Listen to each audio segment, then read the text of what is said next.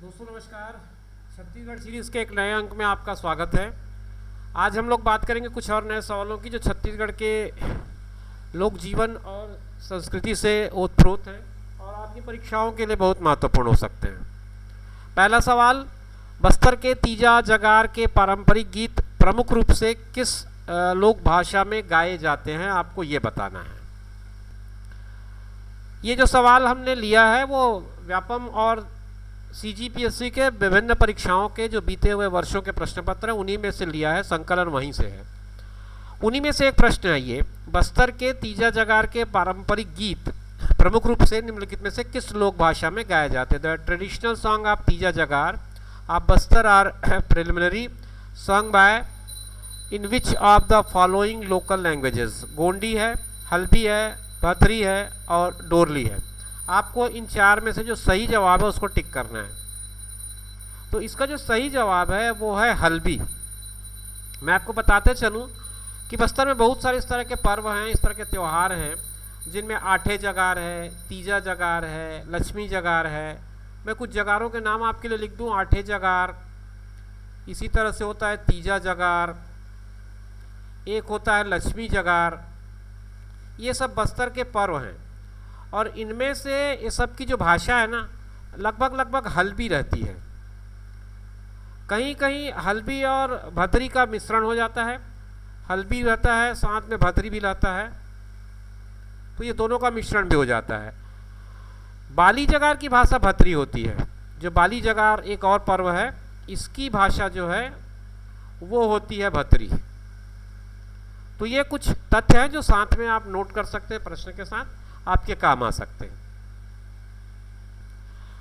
अगला सवाल सुनिए, बस्तर की हल्ब भतरा जनजातियों के द्वारा मनाया जाने वाला उत्सव बाली पर्व किस देव से संबंधित है।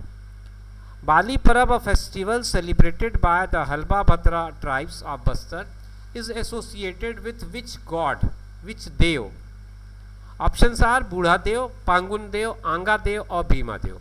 बस्तर की हल्ब भतरा जनजातियों के द्वारा ये पर्व मनाया जाता है, बाली पर्व कहते हैं इसे। इस बाली पर्व का संबंध कौन से देव से है ये आपको बताना है। और इस सवाल का जो सही जवाब है वो आखिरी ऑप्शन है, ऑप्शन डी, भीमा देव। बाली पर्व जो है बस्तर अंचल के हल्बी भतरी परिवेश में मनाया जाने वाला विशिष्ट कोटि का आंचलिक पर्व है। ये भी अपने आप में एक आंचलिक पर्व है।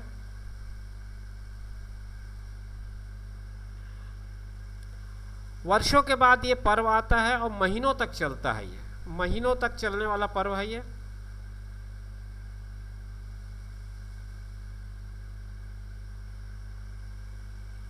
पर्व स्थल पर आसपास के ही नहीं बल्कि दूर दूर के वनवासी बाली पर्व में सम्मिलित होते हैं और यह पर्व जो है भीमा देव से प्रतिबद्ध पर्व है। इसलिए इस पर्व का जो आयोजन है वो भीमा देव गुड़ी के परिसर में किया जाता है। ये जो पर्व है वो भीमा देव गुड़ी के परिसर में किया जाता है। तो ये कुछ तथ्य है जो साथ में आप नोट करते चलें तो आपके नोट्स में एक अच्छा खासा इजाफा हो जाएगा। अगला सवाल है, यूँ तो है बस्तर जनजाति के संबंध में छत्तीसगढ़ से संबंधित, बट थोड़ा सा ये एंथ्रोपोलॉजी का सवाल भी हो सकता है क्योंकि ये लिखता है छत्तीसगढ़ की बिरहोर जनजाति मानव शास्त्रियों के अनुसार निम्नलिखित में से किस प्रजाति समूह के हैं। According to the anthropologist, the Birhor tribe of Chhattisgarh comes under which of the following ethnic group? जो ग्रुप्स के नाम हैं वो नेग्रोलाइट, कॉकेसाइट, मांगोलाइट और प्रोटो ऑस्ट्रोलाइट है।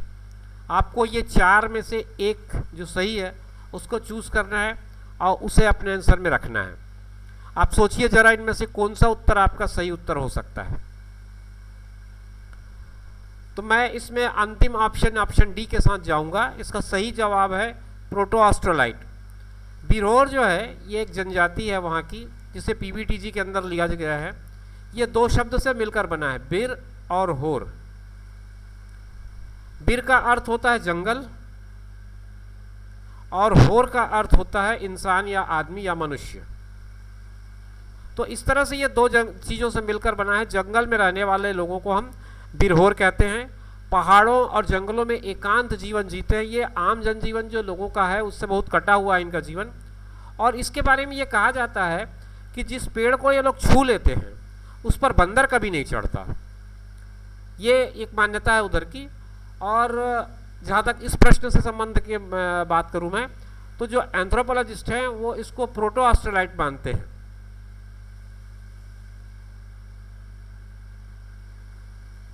ये एंथ्रोपोलॉजिस्ट का कहना है।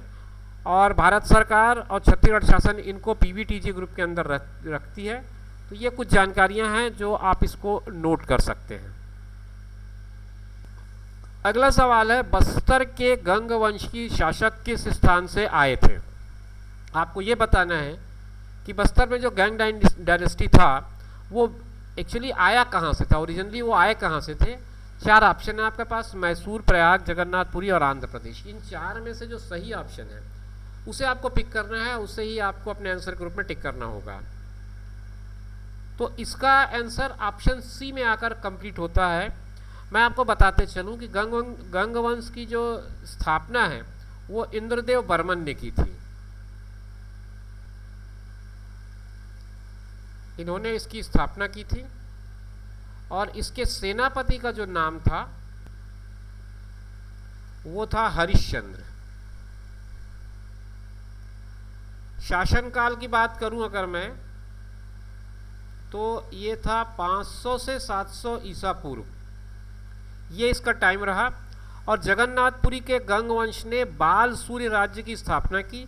इसमें से 148 मंदिर और 148 तालाब हुआ करते थे। 148 मंदिर और इतने ही तालाब हुआ करते थे। गंगवंश के नरेशों द्वारा निर्मित मंदिर में साक्ष्य जिज्ञासा बनकर रह गई पैदाम्मा गुड़ी है। गंगवंश सभ्यता के साथ साथ इस विशुद्ध महामंदिर को वर्तमान पेदम्बा गुड़ी के नाम से प्रचलित और माना जाता है। इसे देवर्ली मंदिर भी कहते हैं। देवर्ली स्थानीय भाषा में उच्चारण किया जाने वाला शब्द है जिसका अर्थ देव होता था। तो कुल मिलाकर के जो गंगवंशी शासक हैं वो मूलतः जगन्नाथपुरी से यहाँ आए थे और यहाँ आकर के उन्होंने अपना राज्य चलाया था। अगला सवाल इस वीडियो का आखिरी सवाल होगा, इसके साथ हम इस वीडियो को ख़त्म करेंगे। सवाल ये है कि इस राज्य के किस जनजाति में चौखुटिया नामक उपजाति होती है? आपको आइडेंटिफाई करना इन 4 में से भुंजिया, भैना, बिंझवार और सैता, ये 4 जनजातियां हैं। इनमें से आपको ये तय करना है कि ये चौखुटिया नामक उपजाति किस जनजाति से संबंधित है। और इसका जो सही जवाब है वो ऑप्शन ए है। जो भुंजिया जनजाति है वो 2 समुदाय में बटा है। भुंजिया जनजाति 2 समुदायों में बटा है। एक को कहा जाता है चौमुखिया और दूसरे को कहा जाता है चिंदा भुजिया। ये 2 प्रकार हैं इसके। और इस पर चाहें तो विस्तार से हम कभी एक आध बार इस पे पूरा वीडियो बना लेंगे इस जनजाति के बारे में।